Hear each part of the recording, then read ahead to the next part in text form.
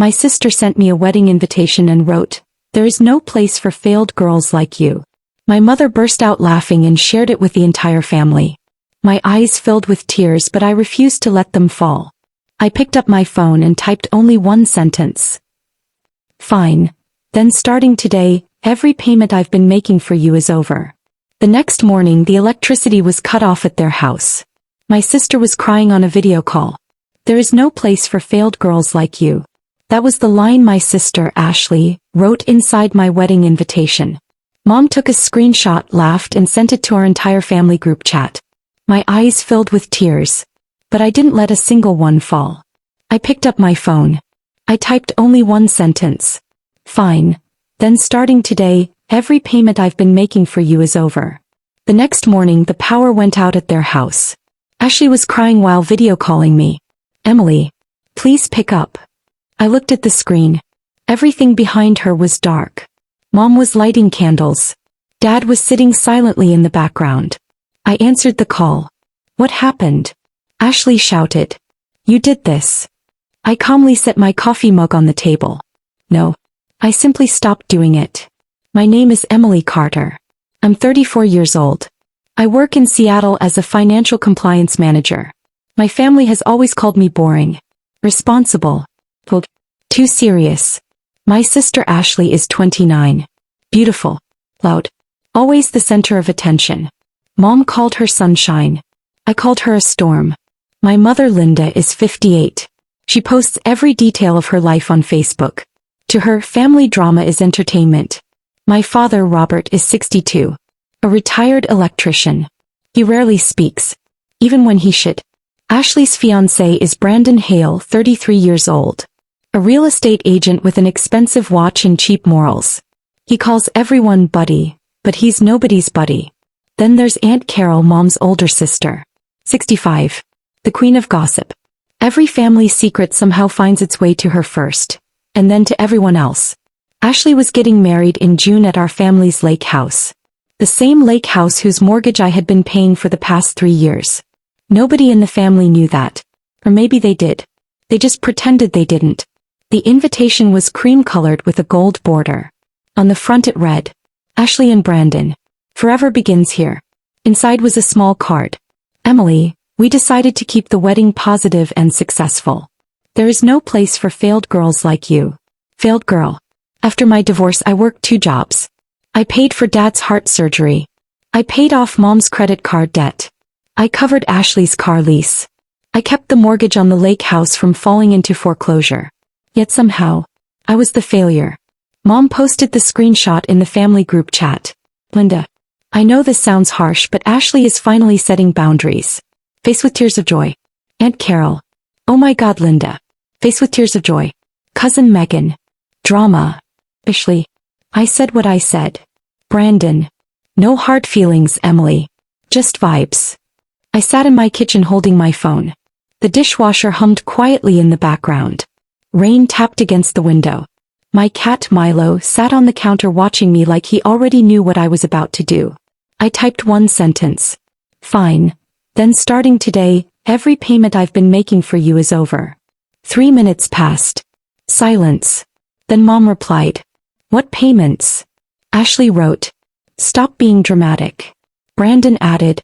"Oh. What is she even talking about?" I didn't answer. Instead I opened my laptop. I logged into every account connected to my bank. Autopay. I removed my credit card from the utility account. I logged into the lake house mortgage portal. Payment method removed.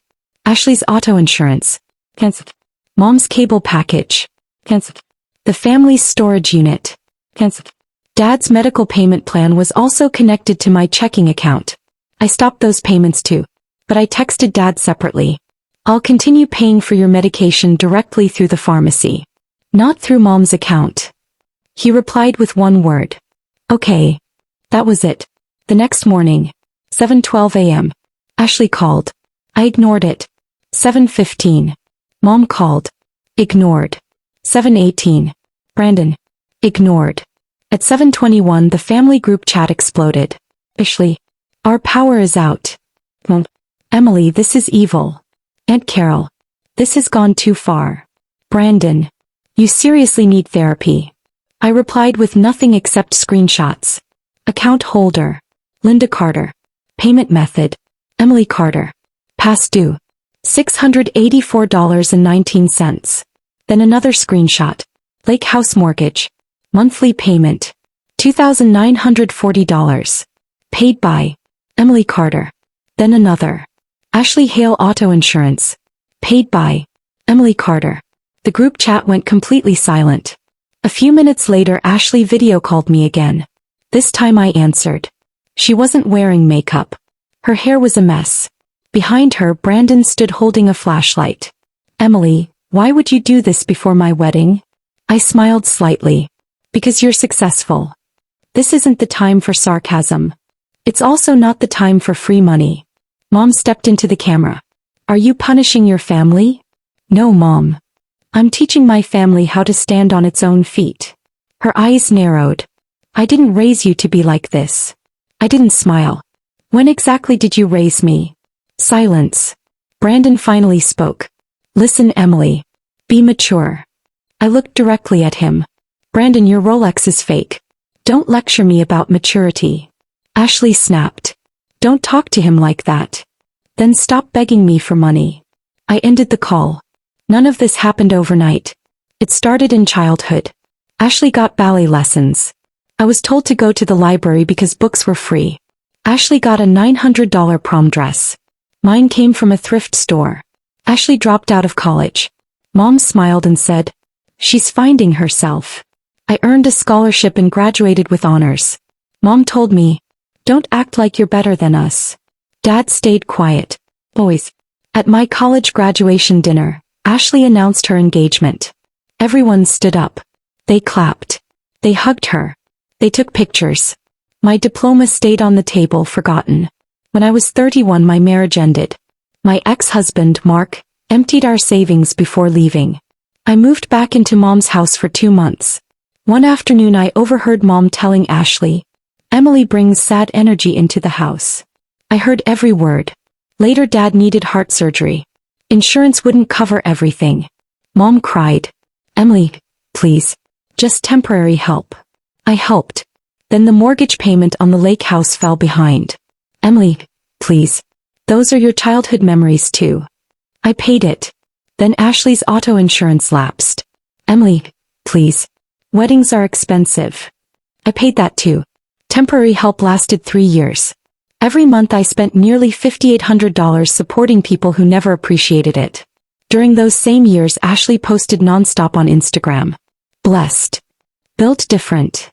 Soft life. One caption read, some women hustle because they have to. I attract because I'm chosen.